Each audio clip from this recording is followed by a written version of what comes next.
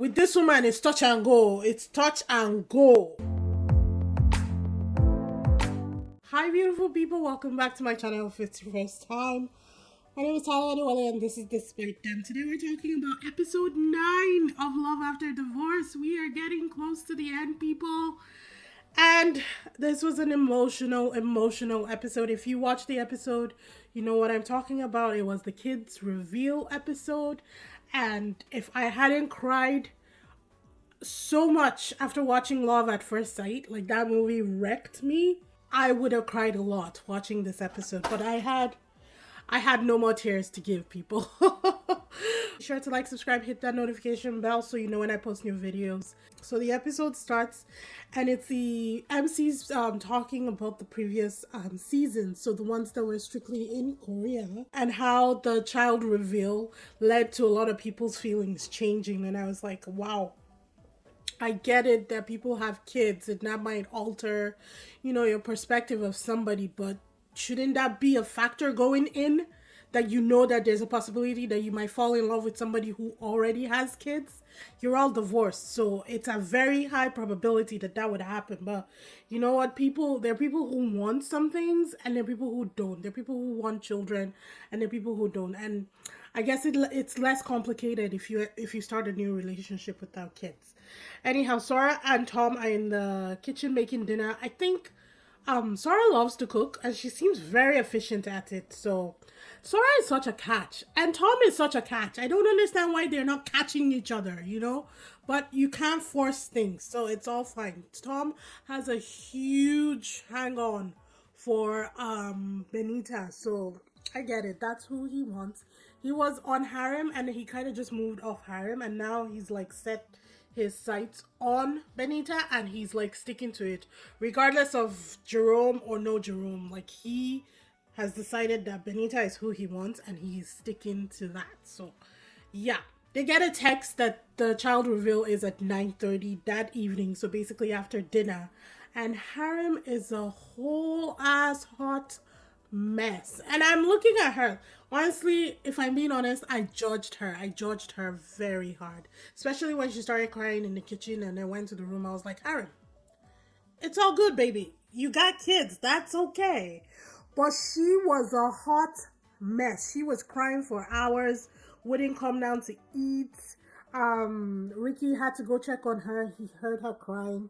Went back downstairs, got some food, fed her. Like, she was a complete mess. And I was like, girl, it's not that serious. You got kids. It's all good. People here should know that there's the probability that other people will have kids, Anywho, Sora came into the room and gave her this huge hug. I like Sora, people. Let's not even go into that. It was so sweet of Sora. And then it's time for the reveal. Jerome goes first and he says that he has no kids, which I kind of figured because he kind of told us about it at the beach in the last episode. He kind of blurted it out that he didn't have kids. But he says he loves kids. He starts off with he had 4 nieces and nephews, I think, or something like that. But he loves kids, and he said his mom felt very sorry for him when he told her about the divorce because she said that he loves kids so much and now he's divorced with no kids. It was actually really emotional. It sounded like Jerome is like a big kid himself, so I can understand how when he says that he actually does love kids. I believe him. And next was Benita, and I honestly thought that she had at least one, but Benita has no kids, so I was like, okay. So what else are you gonna use, Benita?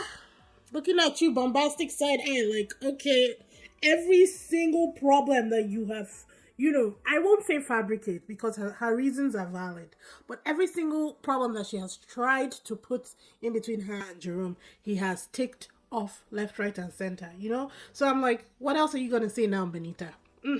Moving on. Jisoo has no kids either. Dewey has no kids.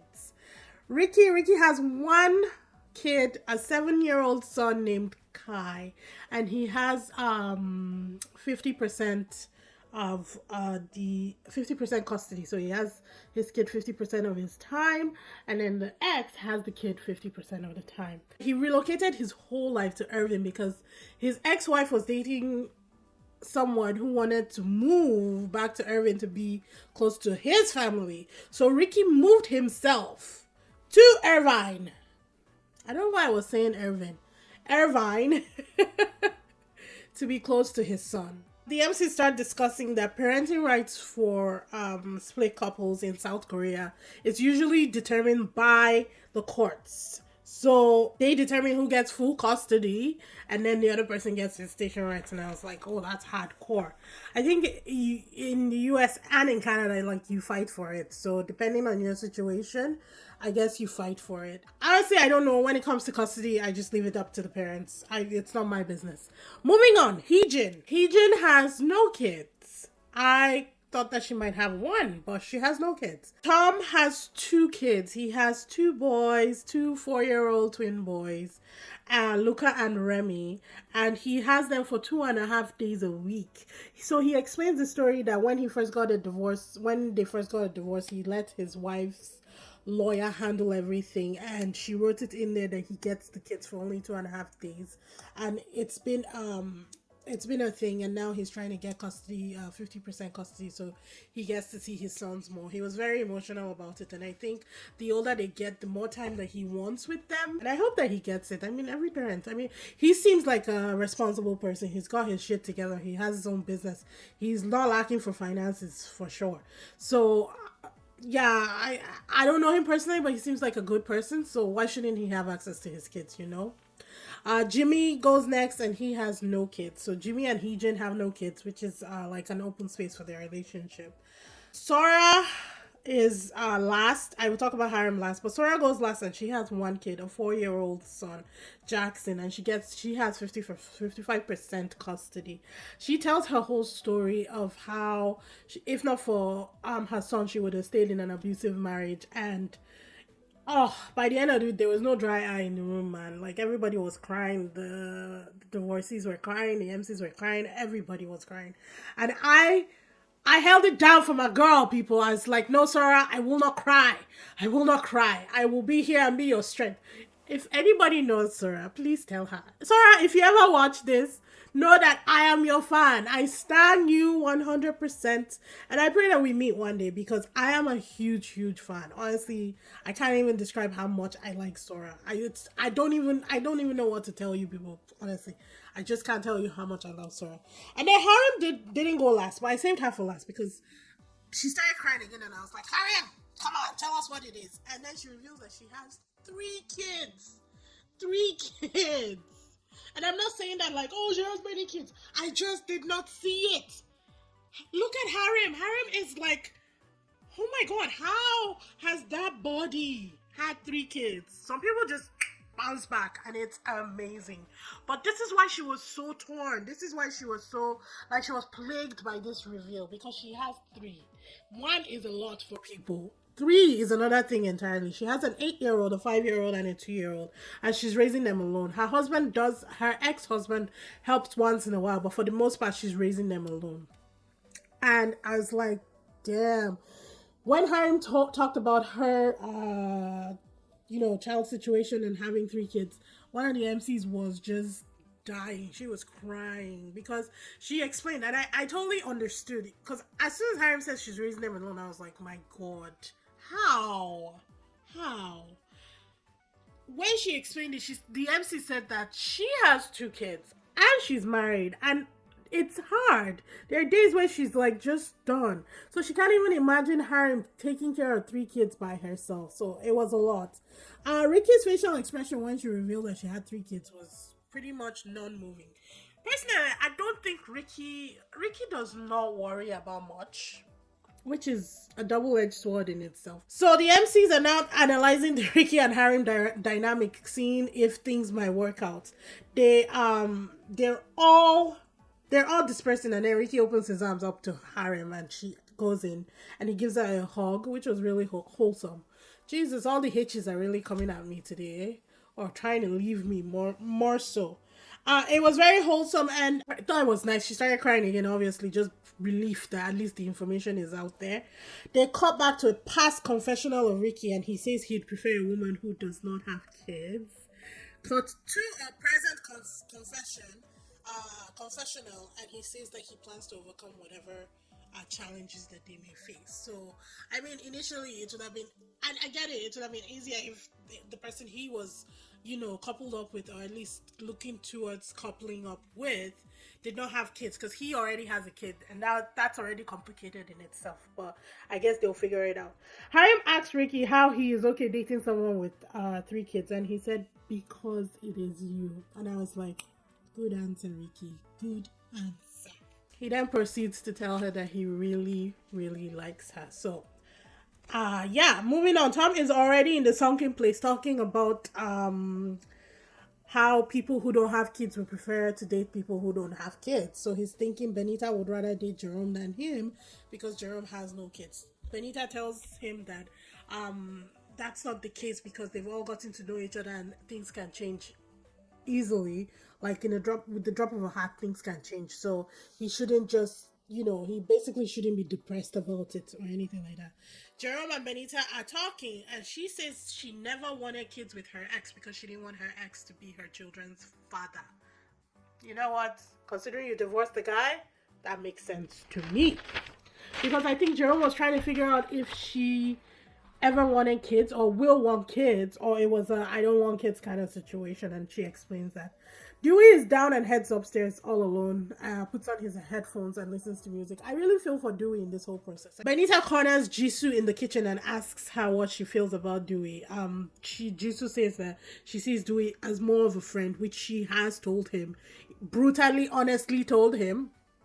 And Benita encourages her to go on at least 3 dates with him back in LA, that she doesn't have to make a decision in Dolsing house. They can date afterwards. Jisoo considers it and says that she'll probably still hang out with him and she'll see how that goes. So, hey, maybe there's still hope. Who knows, Tom tries to appeal to Benita, talking about how his kids are really good, and basically he's just trying to hype up his kids, man, and say, Benita, this can still work, She's entertaining it, but I don't know. I don't know about Benita, people. I really don't know where her head is. If I'm being honest, I don't know where. I know who I like for her, but I also want her to be happy and choose who is best for her. I'm not the one going to live this life with her, So that's why I'm trying to give grace, As much as I judge Benita, I also judge with grace. They get a text. It's 3 a.m. They're still chatting. They get a text that the last one-on-one stamping closes at 8 a.m. But that the opening to start stamping is undetermined. So they don't really know when it will open. It might be 6. It might be now. They don't know, right? Jerome reads the text. He kind of signals Tom that it's stamping time. And he gives Tom a minute to try and decide what he wanted to do. But Tom was slacking. So Jerome asks Benita to go chat, and he takes her up to his room and they chat together. She says that Tom already asked her to stamp together for the next one-on-one date, and this was 2 episodes ago, an episode ago, I'm not really sure. But they were in the kitchen cooking together, and Tom brought it up, and she said yes. However, Jerome did not sleep. Jerome stayed up till 5:30. I think that's when it was open for him to go stamp. He goes over to Benita's room, wakes her up, and they go downstairs together. The options for stamping are either to stamp together, stamp on your own spot, and hopefully wait for somebody to pick you and stamp under your name or above your name, or don't stamp at all if you're not interested in going out that day. So he and Benita go and they stamp together, and I was like, okay, Jerome, the lack of sleep paid off. Good for you. Dewey stamped alone, hoping that somebody will stamp under his name, and Sora stamps alone as well, hoping that somebody will stamp above her name. Harim and Ricky stamp together. Jisoo wakes up with 30 minutes left on the clock and goes downstairs. Doesn't wake Heejin up. Goes downstairs, checks the board, walks away. And I was like, Jisoo, you would rather not go on a date than go with Heejin? Go with Dewey? I was like, come on, girl. It can't be that serious, right? Heejin then wakes up with 10 minutes left on the clock, stamps alone. Jimmy stamps above Heejin's name with 7 minutes left on the timer. Tom stamps, calms down, is disappointed that Benita is already stamped with Jerome, and stamps above Sora's name. with only 2 minutes left on the clock. And then they show that Jisoo stamped her name on the name. So she must have doubled back and just stamped her name. Or maybe they just edited it to look like she didn't stamp her name the first time around. So the dates are, one-on-one dates are Tom and Sora, Heejin and Jimmy, Jisoo and Dewey, Ricky and Harim, Jerome and Benita. Tom then goes to Benita's room to essentially complain to her. And he's just talking that he's disappointed that they did not get to stamp together or go on a one-on-one date. And while he's talking, Jerome calls for Benita, and on the way out, Tom shoulder checks Jerome. I was like, oh my god. The violence it started, people. It was such a tame, body check, but still a body check. It's like, I see what you did there. You're going after my woman, that kind of thing. And I was like, okay, Tom, okay, I see you. So the final dates are here, and there's only one this episode. They start with Ricky and Harim, and they go to a restaurant. They discuss family events and how it will be integrating their kids, talking about conflicts and all that kind of stuff. So also talking about long distance relationships and how that might work. And Ricky is not worried. Ricky said, it's good in the hood. We'll deal with it when we get to the bridge. And this is where I'm going to talk about Harim and Ricky. And as much as I want them, they seem to fit. They really do seem to fit. I don't know that they have really talked about the deep things that would come up in their relationship. If you think about Jimmy and Heejin, those guys got deep. They talked about dealing with their previous divorces, how that went out, dealing with, how life has been afterwards. Think about Jerome and Benita. Those ones have been talking deep from day one. She is always bringing up something, some issue or something, and he's always dealing with it. But Ricky and Harim, it's been very surface, and it's not like, it's a weird thing. It's not like they've always stayed surface. They try. Harim tries to get deep with things, and Ricky is just like, no, I'm not worried. We'll just go with the flow. So Ricky does not strike me as a person who holds anything over his head. That's kind of like how we say it in Nigeria, where they carry something for head. Like grudge on your shoulder or chip on your shoulder or anything. He doesn't seem like that kind of person. So it is both good and bad, because me, I know that sometimes, like, my husband is kind of like Ricky, but when we need to have a serious conversation, he gets serious. But I haven't seen that side of Ricky, and so that's where I'm like, I'm not really sure, because how are they going to deal with things when things come up? I wish them well, and I hope it works well. And the fact that the next episode is the final dates means that the last 3 episodes or the last 4 episodes will be about their lives outside of the house, which I wasn't expecting. So I'm very excited about that. So I really do want to see how things play out for Ricky and Harim. They ended up kissing. It was the lightest of pecks, but that's huge. If you know Korean content, South Korean content, that is huge. So they did kiss in this episode, and I love that for them, and I really do wish them well. Next episode, we have Benita, who is still hung up on the public figure thing. Now, I don't know if that's the case, or if that's narrative, or if they just edited it to look like that. So I'm not passing any judgments until I watch the episode. And then the final decision day is the next day. It looks like they're going to be on a Ferris wheel of sorts, and the women would go into and choose the person. The MCs were very surprised about their choice, and Benita was crying. So I don't know what's going on, people. I don't know. Pray for my boy Jerome, because with this woman, it's touch and go. I don't really know what's happening. But yeah, it was a very emotional episode. I absolutely liked the episode. I thought that it was good. I'm excited to see what their last dates are. The exciting things that they will do. And also the discussions, and to see how it all plays out in the next episode. But yeah, if you guys are watching, let me know in the comment section. Let me know what you're thinking. Let me know who you think will choose who. I don't know if Jimmy and Heejin will work just because of the distance thing.